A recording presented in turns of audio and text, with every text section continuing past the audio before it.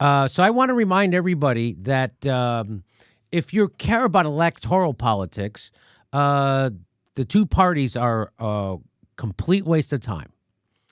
The two parties are a complete waste of time, and everybody knows it. Because they don't even do. Joe Biden pretends he's different than the Republicans, and then when he gets in office, he doesn't do the shit he said that would make him different, like giving you a $15 minimum wage, giving you a public option, things like that. Not doing it. Not getting police reform. Not happening. In fact, they're giving more militarized money to the police. Gave $20 billion more to the Pentagon. Could have given $20 million and ended homelessness. Could have taken that $20 billion and given student debt relief. Didn't. They just gave it to Raytheon and Halliburton. Big different from Trump, isn't he? So, and why? So that's why support for a third U.S. political party is at an all-time high point. That's according to Gallup, right? And that's from February 16th, 2021, February 15th, 2021. So that's right now. 62% of U.S. adults say the parties do such a poor job representing the American people that a third party is needed. That's an increase from 57% last September. So now it's up to 62%. The poll shows that's an overwhelming majority, by the way. 62% would be considered. If you beat somebody 62%, you had 62% of the vote, that would be considered a big landslide. You smash them. The poll shows 50% of U.S. adults identifying as political independents. So half the country is without a political party. That's the highest that Gallup has ever measured. America's appetite for a third party has never been greater in Gallup's nearly 2 decades of polling on the subject. And now a majority of Republicans are joining the usual majority of independents in wanting that option. And so guess what? I'm here to let you know that the nominations for a third party, the People's Party, is happening. The People's Party opened candidate nominations, will compete for Congress in the midterms. And let me bring in our guest to talk about this. She was the communications director for Brand New Congress, the organization that recruited AOC to run for Congress. She's now candidates director for the People's Party. Zaina Day is here. Hi, Zaina. How are you? Hey, Jimmy. Doing great. Also with us, he was Bernie Sanders' National Political Outreach Coordinator in 2016. He is a co-founder of the People's Party. He is Nick Brana, friend of the show. Hi, Nick. How are you? Hey, Jimmy. Good to see you. Now, Zaina, did I pronounce your name correctly? I want to make sure so I don't have to go back and fix this in post. Okay, God bless America. So thanks so much for coming on. Now, I understand you got some very exciting news to tell people about the People's Party's nomination. So lay it on us. We recently opened up our nominations process.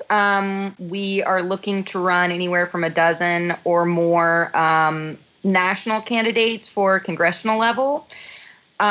We are looking to, obviously, as you had mentioned, the Gallup poll, 50% of Americans are registered independent. People are tired of walking into the ballot box and having to decide between the lesser of two evils, and looking at alternatives. And we were never meant to be a duopoly in our structure as a government. It's how we've evolved to be. It's how we've been for a long time, but it's not necessarily the way that we should be. So we are looking to run progressive candidates across the country. In our vetting process, the folks that we're encouraging to run on the People's Party platform and to run as People Party candidates, we're looking for organizers, we're looking for community activists, we're looking for people that have lived through the struggles. Too many times we have, how many lawyers do we have in Congress? I don't have the numbers in front of me. It's a lot. How many millionaires do we have in Congress? It's a lot. It's predominantly still white male. And it's people that are so detached from the problems that we're facing every day that they don't really understand the needs of their constituents. And they're busy in between sessions on the phone, calling their high dollar donors to keep them on the rolls and making sure they don't lose those corporate donations, so that by the time that election season rolls around, especially for the House, with every 2 years, so they're constantly campaigning. So we're looking for people that are running on zero corporate dollars, obviously, and folks who are tied to their communities, who've lived there, know what's going on, and have lived the pain points. People that understand there's a overwhelming majority of folks that are calling for Medicare for all. An overwhelming majority of folks calling for student loan forgiveness, and that the litany of other issues that we have that are just impacting us as real Americans every day. So now, what do you say to people who say, hey, we've tried this experiment with the Justice Democrats, and in fact, you were a part of that. So how did that fail? I think the difference is, and I worked with Brand New Congress as well, and we were a post-partisan organization, so we would support independents, Democrats, and that's really what I ascribed to. I think that the failure is in that if you are trying to reform a party that's already in existence, that's already as corrupt as it is, that corruption runs so deep, that the systems are so deep, they are systemic wide, and in every function of our government is bent to keeping this duopoly, this two-party structure. And so with that being said, it's such an uphill battle. And then you still only have two choices. The choices aren't, let's look at this person for their policies. Let's look at this person as the human being they are. What changes do they want to make? Instead, we're going in and we're ticking R or we're ticking D, depending on either how we've been raised or what we believe our systems to be. Because those, we've been told it's a football game and there's only two choices, and these are your two choices, so you better choose and you better commit to one of them, right? It's almost become a part of our identities.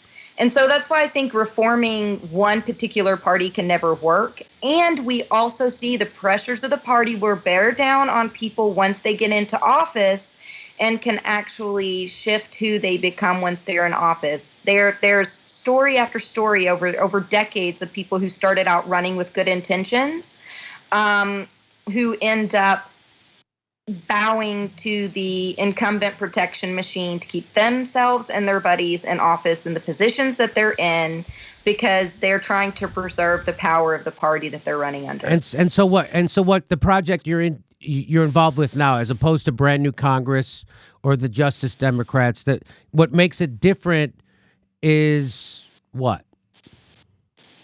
Well, it's a third party, right? Okay. It's a whole other option for Americans. It's a progressive platform, and it's a party system. They're building out state hubs across the country, state parties across the country. We are growing. We're still looking for more people to get involved. We're still looking to grow. How many people are a member already of your organization, People's Party? I think Nick would be able to answer that question better than me. About 155,000. And we've now built up state organizing committees and state organizations in more than half the country, in 26 states. And so we continue expanding, we continue growing. There's such an appetite out there for this, like what you put out there, because I mean, people see what's happening, and the media can gaslight them as much as it does. Yes. But the lived reality in people's lives isn't changing. Now, I'm told you can't do this, though. This is everybody said when they started the Justice Democrats, I had debates with Cenk Uygur and Kyle Kulinski, and they said it's too hard to start a third party, which is why the only way to do it is to reform the Democratic Party. And anybody who wanted to start a third party had the wrong idea. So I argued at the time that, yes, it's hard to start a third party. It's impossible to reform the Democratic Party. I think people are coming around to that way of thinking, right? It's super hard to start a third party. Impossible to reform the Democratic Party. And is this being proven right now? Would you agree? 100%. I mean, look at how it's going. I mean, the Democratic Party continues to move to the right. Biden is to the right of Hillary Clinton, who was to the right of Obama, and like you see just look at like Biden's first 100 days, I mean, rejecting the $2,000 stimulus, which shouldn't have even if he had given us the $2,000, is crumbs. It should be recurring UBI of $2,000 retroactive to the beginning of the pandemic, the start of the pandemic. He ran on the public option and lowering the age of Medicare down to 60. Hillary ran on lowering it down to 55. So, he's not even keeping his moderate promises to do that. Whereas what we should have is the free health care for every man, woman, and child in this country that every other rich country basically takes for granted. And so issue after issue, said he was going to get out of Yemen. He's still fighting that war, still supporting the Saudis. He's blocking the reentry into the Iran treaty, the Iran deal. And so it's just like he's occupying Syria. He's occupying Syria. He's not going to do prescription drugs reform. He's not going to give you the public option, the $15 minimum wage, student debt. I mean, we could go on and on and on. He's still building Trump's border wall, and they're going to court to take people's property away to do it. I mean, what is happening is insane. So now you're doing the third party, and now you're opening it up to nominate the People's Party. You're opening it up. And now, last time I checked, Cornel West was on the advisory board of the People's Party. People like that, Marianne Williamson, right? You have a lot of people that are helping support Medea Benjamin. Are helping support the People's Party. And so tell me, now you're going to, how do people get involved with nominating people to run for Congress in the People's Party? So you're going to run for Congress first, and then you're going to try to launch a presidential campaign in 2024 because we know it's going to be Kamala Harris against Donald Trump. All right, go ahead. You want to take that, Zaina?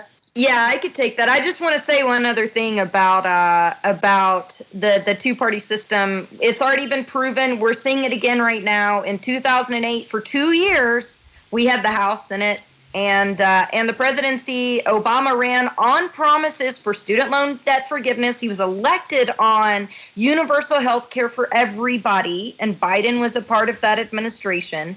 And they ran on fixing the housing crisis, so millennials and young folks fixing our credit so that you don't have to be 60 by our age group by the time we can buy a home. None of that happened, and they had the House, Senate, and presidency for 2 years. If that doesn't prove, the issues that we have today, then I don't know what else will. Can I just say they started locking kids in cages under Biden, and he hasn't fixed that problem yet. So, well, let me.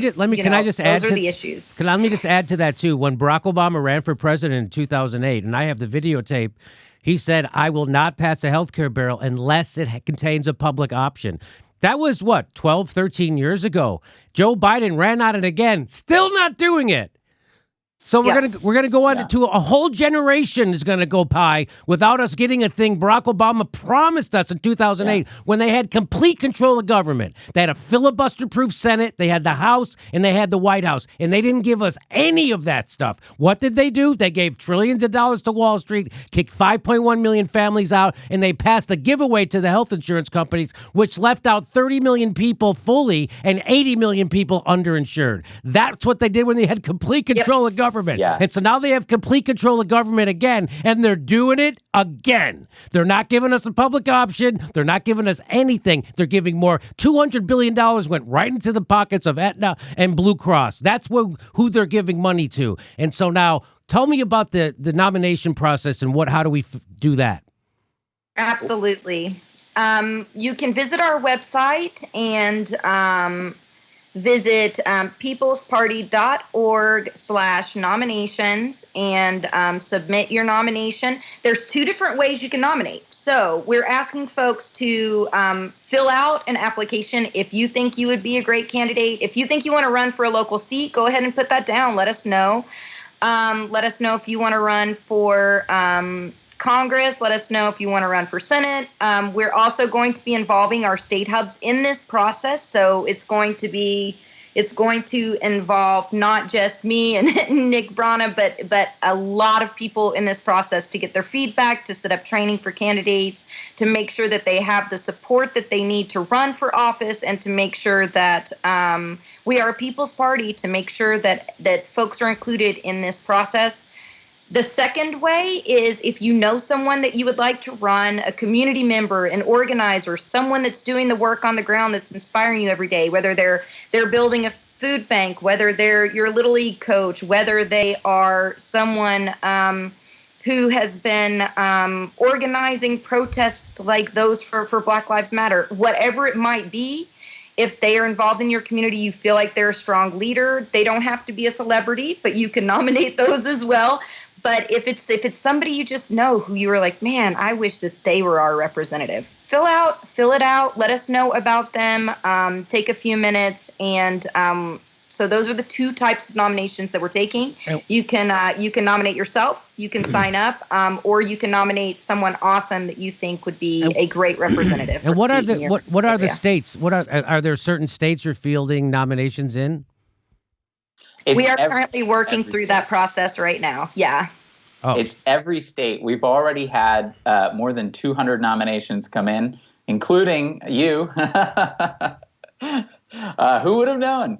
I have some skeletons in my closet, Nick. I don't know how good. Do you have any announcements to make, Jimmy? I would.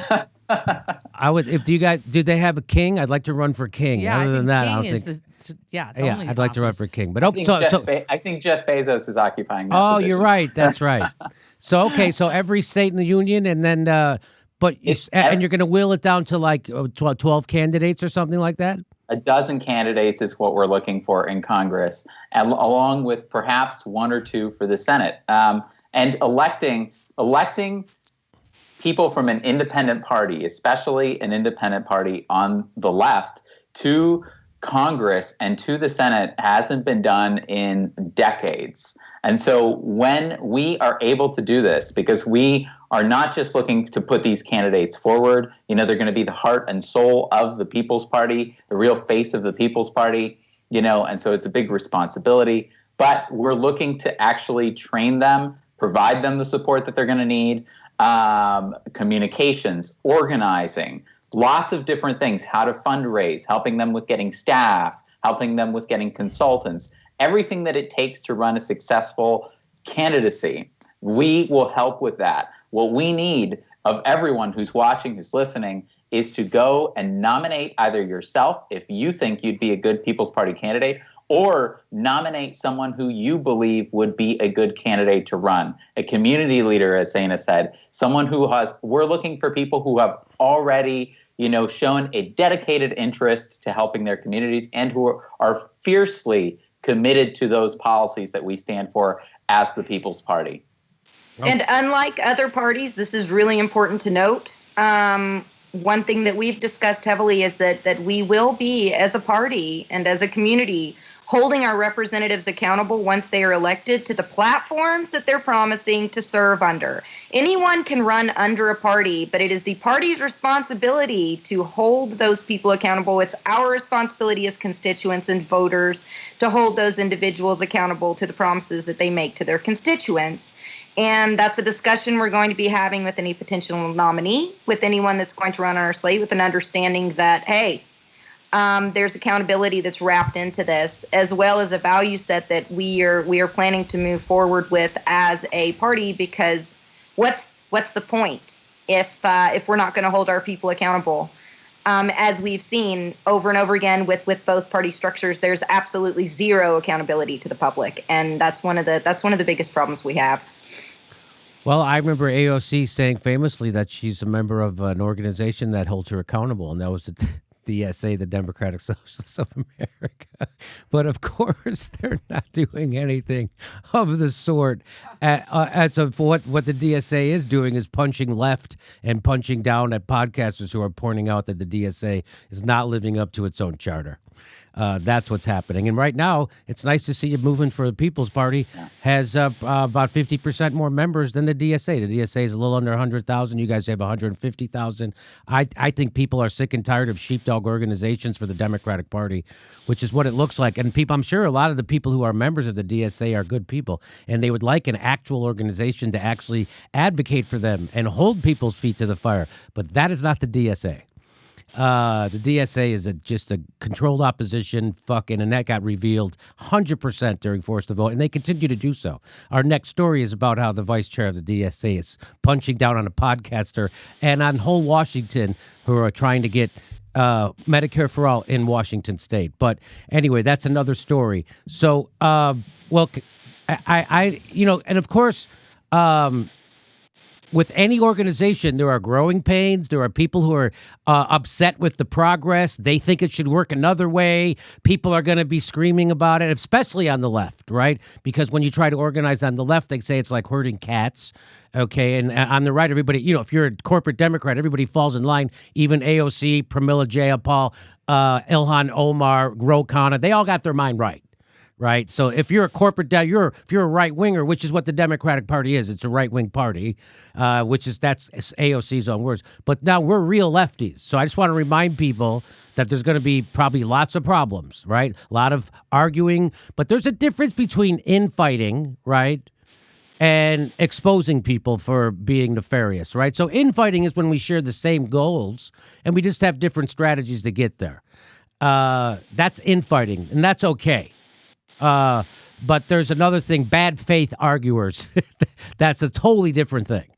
And also exposing people who are bad faith arguers. That is not infighting. That's exposing bad faith arguers. Okay.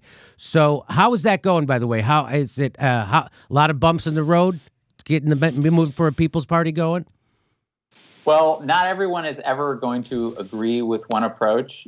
This is something that the two parties have made difficult. It's like, and that is something that you have to go in, with an understanding and an appreciation of, and people have, wondered about our financial transparency, and we put all of that out.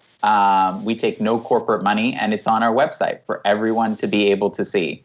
Right now we're in the process of building state hubs in more than half the states in the country, and these states themselves are participating in creating their own rules, their own bylaws, their own formation that is going to come together. People are going to send representatives from all of the different states into a national organizing committee that will participate in then creating a national committee. At the same time, the members themselves, we were founded around the time when Tom Perez was picked by the superdelegates, basically the DNC members as the leader of the party. Well, in the People's Party, when we form the national committee, that's going to work differently. The members themselves are going to vote directly on the leadership. It's not going to be like a cabal of elitists in the party who are deciding things. And so we're doing things differently structurally because it's necessary. The Democratic Party is a committee of corporations.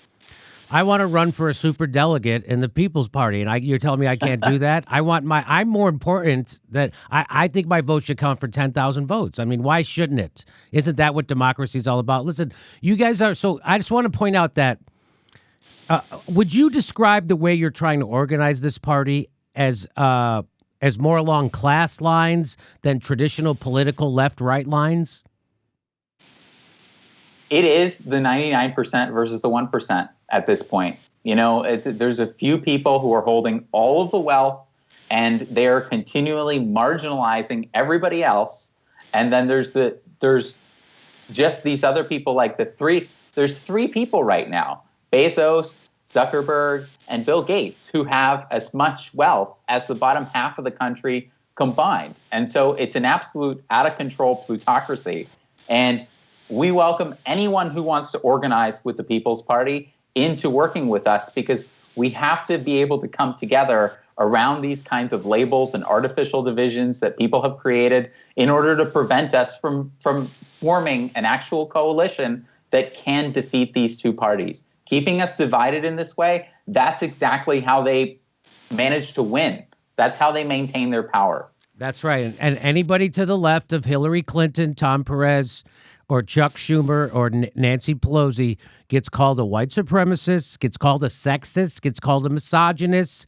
So whatever bad thing, they did that to Bernie. Bernie was called a misogynist. Bernie was called a Russian. He was a Russian dupe. They were working with when Joe Rogan endorsed that Bernie, he got called a white supremacist and a transphobe. Every bad, same thing with me.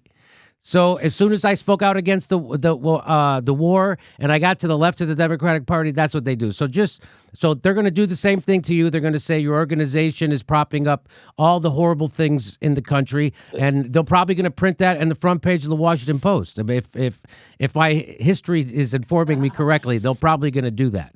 And it happens. Yeah, it's going to happen. It's going to happen. The minute you start organizing along class lines, that's what they do to you because they're scared of that. The minute I talk to somebody on class lines instead of political lines, all hell broke loose. Everybody saw it, and that. By the way, that's what you have to do when you organize. I don't know. I've been in unions. I was a Teamster and. The way you organize is you come to the shop floor and you have issues. We need a wage raise. We need more time off. We need better working conditions. We need safety. We need promotion stuff. We need that. You don't go, hey, by the way, who here voted for Trump? You're out. Who here likes guns? You're out. Who here's a libertarian? You're out. Who's pro-cop? You're out. Who's against? You don't. That's not how you organize. That's not called organizing. And so the real way to organize is along class lines, and that's what scares the shit out of them. Because as soon as I started doing that, all hell broke loose, and I had 3 hit pieces put on me: the New York Post, the the Newsweek, and the Daily Beast. Awesome. So you guys, it's coming. Get ready for it. And it's a hard job to start a third party because the rules are already set up against you, but it's super doable. If the Green Party could get on 45 state ballots in 2016, which they did, and then they lost their ballot access in 2020 because of COVID, but this is super doable. This idea that reforming the Democratic Party is somehow more doable than starting a viable third party that represents people along class lines, that is garbage. It's obvious, it's manifest now that it is not a possibility to reform the Democratic Party. We have how many? 10 Justice Democrats, 6, 7, 8 Justice Democrats, plus people like Ro Khanna, and they're not doing a goddamn thing. They don't take corporate money, yet they are just as useless as the corporate Democrats. So there is no changing that party at all. And right now, when you have the Washington Post running interference for AOC, you know that's a failed experiment at the Justice Democrats. And that's what's happening right now. Our next story is about how Dave Weigel and the Washington Post are now defending AOC and the squad, just like Ryan Grimm and the billionaire-funded Intercept is doing. So anyway, this is a much-needed experiment, a third party, People's Party. Go to peoplesparty.org. That's what it is, right? Yes. Please come nominate people who you want to participate, who you want to be candidates, or nominate yourself.